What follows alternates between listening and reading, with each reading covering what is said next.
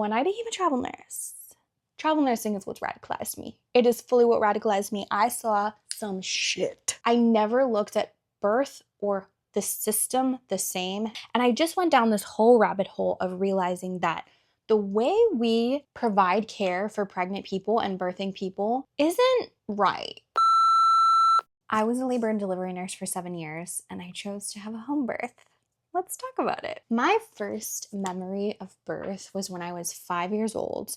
I used to watch this documentary that was on TLC. It was called Birthday. I don't know if any of you know what I'm talking about, but it would show different births. And I thought it was the coolest show ever.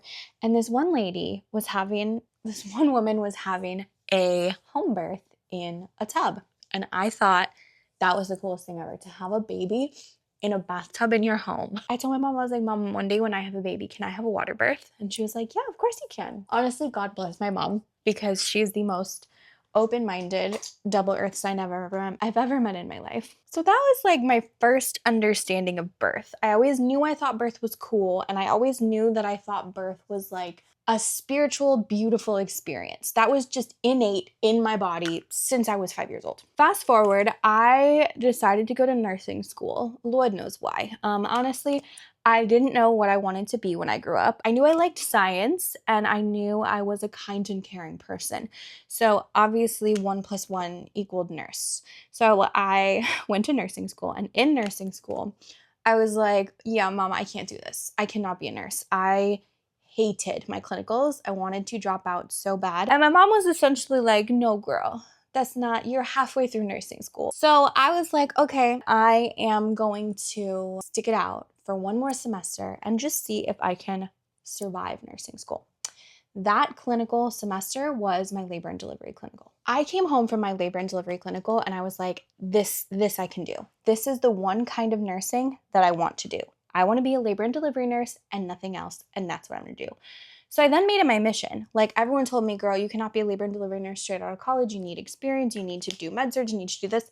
No, I don't, honey. I'm going to become a labor and delivery nurse. One thing about me is if I set my mind to something, it's happening. I don't care how hard, how weird, how random, how long it's going to take. It's going to happen. And it happens. To make a very long story, a very long, complex story short, it happens. I became a labor and delivery nurse. I got my dream job, and I was so excited. I had started working in the Midwest in labor and delivery, where it was a lot more normal to do things a little bit more naturally. Like the idea of a water birth or an unmedicated birth or a birth with a midwife, like none of those things were crazy or weird. I wouldn't say they were the norm, but they weren't strange to me. Like they weren't like, oh my God, this is dangerous. It was just one way that some people chose to give birth.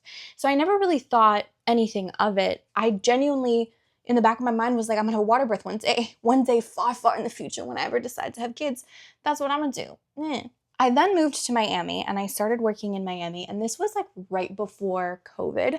I started working in December of 2019, and then COVID was like February 2020. So I worked for like 3 months, got off orientation, and then it was COVID. And honestly, COVID kind of trauma bonded me to both my job and my coworkers. Like, my coworkers became my second family. It was my second home, my second family. I spent my holidays there. I went through one of the hardest breakups of my life there. Like, I wanted to be closer to my family. I missed my family. And my rent in Miami tripled from 1 month to the next. I was paying $1,600 a month, and they wanted me to start paying almost $3,000. I guess that's not triple, that's double. But still, I could not afford that on the salary I was making. And I was like, okay, well, you know what? I've always wanted to travel nurse. Travel nurses are making a bank right now. So I decided to become a travel nurse. And when I became a travel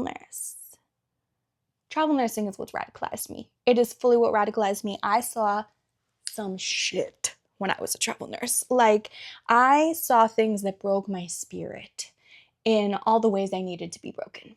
And I never looked at birth or the system the same after becoming a travel nurse. There was one assignment that I worked at where if you did not have your baby by 5 p.m., you got a C-section because the doctor was not coming in overnight. You want to have a baby after business hours? No. The amount of episiotomies where the doctor would be like, oh no, you just tore. I didn't cut you.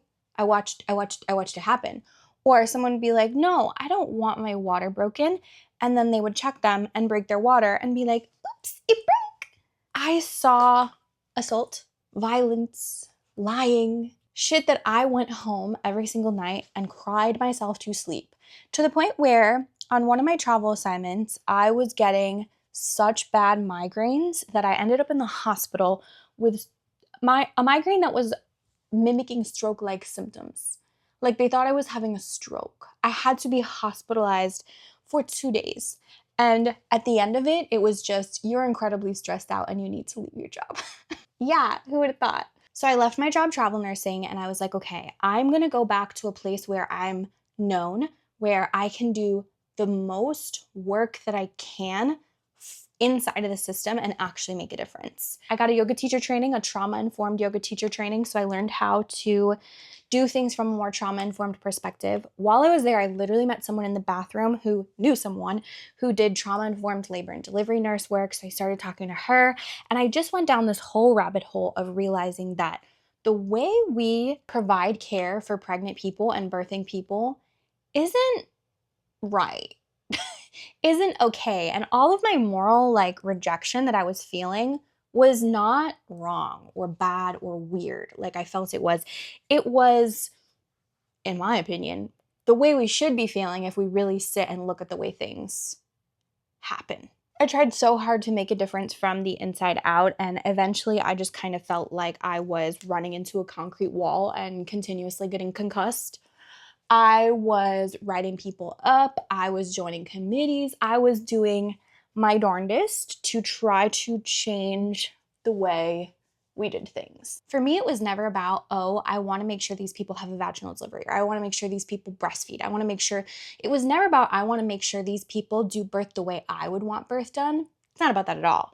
It was always, and still is always for me, about how do you feel giving birth? Do you feel respected? Did you get enough non-biased evidence-based information for you to make the best decisions for yourself?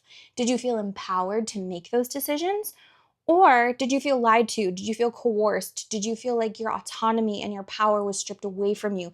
Did you feel like you were watching your birth happen instead of being a part of your birth? That's always been it for me, and that will always be it for me. I care that you don't feel like you were taken advantage of or abused, that you don't have trauma from the way people treated you. That's what I care about. I got to the point where I was like, I want to see what it would be like to help people give birth outside of a hospital system. I just want to see, I just want to dabble, I want to understand. So I started talking to one of my friends that I had worked with in labor and delivery years prior, hey Lily, and she was doing home births, birth center births, all these kinds of births outside of the hospital. And I was like, listen girl, I need to know what you're doing, how you're doing it, I need to know everything. She told me everything. I was obsessed. I was like, okay, when can I start? Like, I need to know. And the plan was for me to shadow her and really see what it was all about. And then I got pregnant. Like, completely unexpected, out of the blue, hit me in the face like a ton of bricks. Pregnancy, unplanned, to a capital U, okay? My world was essentially rocked. And it took me a while to get to the point of realizing that I wanted a home birth.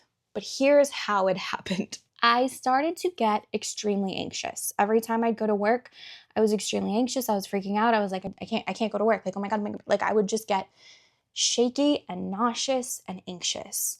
While I was at work, I was constantly scared, like in fight or flight at work. And that is not who you want near you while you're giving birth. You don't want the nurse who's like shaking in the boots, you know? Also, I don't know if because this baby is a Capricorn or what happened, but suddenly I could not do things that went against my moral code of ethics. I was filled with rage. And if I was asked to do something that I felt was wrong, or if I saw that glimmer in that patient's eyes that they were feeling anything other than empowered and supported, I couldn't. And it got to the point where I was just like kind of a hot mess, and I was getting migraines again all the time. And getting migraines when you're pregnant, you can't take medication in the same way when you're not pregnant. And I also had known previously, okay, if it gets to the point where I'm getting migraines really crazy again, it's gotta be my stress and my job. It now felt like my job was harming me and my baby, and I could not do that anymore. So I decided to quit, and I quit my job. And I asked Lily, I was like, hey girl, instead of shadowing you, like, what would it look like actually to give birth with you? Like, I'm curious. They gave me the whole rundown. It felt right. It just felt correct. Like, I've always been able to sort of feel in my gut the yeses and the nos, and this was a yes. I was like, girl, I'm gonna have home birth. I'm gonna have a home birth. Thankfully, my partner was always fully on the same page with me. The way he views birth is very similar to the way I view birth, which I know I'm very lucky to experience that. But he, from the beginning, was like, listen, if this is what you feel is right, then go off, girl, do it. So go off, girl, I did it. At the end of the day, I don't think there's one right way to give birth at all. I don't think that there is going to be a perfect way that is standardized for people to give birth. I just know that the way you should give birth should empower you. It should make you feel like you would have bitch, because you are literally bringing a life from the beyond to the physical. You are doing something insane, and you should walk away from it maybe like, wow, that didn't turn out how I wanted it to, or wow, that was stressful, or wow, that was hard, or wow, whatever. Because even though I loved my home birth and I had an amazing experience and I would never change it, it was hard and I had a lot that I needed to work through after it. But I left that experience feeling fully like I was always in the driver's seat. Like I was given the information that I needed to make decisions that were right for me, and my body was always trusted. My decisions were always trusted. And that is the whole point. I also knew that I wanted a very natural woo-woo birth. I knew that I didn't want to have an epidural, and that I wanted to move around, and that I wanted to be in the water. Like, I knew I wanted my birth to be like a spiritual experience, because that's who I am. Like, I wanted to treat it like an ayahuasca trip. Like, I wanted to learn from it and like emerge on the other side a new phoenix rising from the dust, because that's just who I am and that's what I wanted. And so for me, I knew going into a system that doesn't really do water births or unmedicated births that often, that I would have to fight for what I wanted, and that it would be looked at almost as dangerous or irresponsible. And since I'm a people pleaser and an anxious girly, I knew I couldn't handle that. I knew no matter what, if I was going into a place where I was like, hey, I want to do this and I don't want to do this, and someone looked at me like I was crazy, that I'd back down. And I needed to be supported. And I needed to be supported by someone who was on the same page with me and who understood why I wanted what I wanted and didn't think I was insane. For me, it was like, I'm not going to go into Pizza Hut and ask for sushi, right? Like, I know that I'm asking for pizza, so let me go to Pizza Hut. I was also open to the fact that maybe Pizza Hut was closed that day and I'd have to go to the sushi restaurant. Okay, I'm done with this analogy. I was open to the fact that things may not go exactly how I wanted or planned. And if I ended up needing to go to a hospital, if there was ever an emergency of anything, I knew that the midwife that I had chosen and the doula that I had chosen were going to tell me like, hey girl, this isn't working, we need to go. Or they would pick up on these signs and be like, hey, so this is where we're at. We should probably make a new decision. We should reroute, right? And I was okay with that. I was open to the journey. Whatever the journey brought, I was fully open to it. If I had to go to the hospital, if I needed a C-section, if I ended up wanting an epidural, whatever the journey happened, I was open to it. I just knew that the journey needed to start in my house, because that's where I felt the safest, and that's where I felt the most comfortable, and that's where I felt like I could open up like a little flower. And that's exactly what labor needs of you. Labor and birth need you to feel safe and comfortable and open. And however and wherever that is what you feel, that's what you got to focus on. That's what you have to try to harness. You have to focus who makes you feel that way, what makes you feel that way, where makes you feel that way, and how can I bring that as much into my labor as possible. If anyone watching this takes away anything from it, it's really just like finding people who support what you want ideally for your birth. Making sure your partner is on the same page with you and working to get to that point.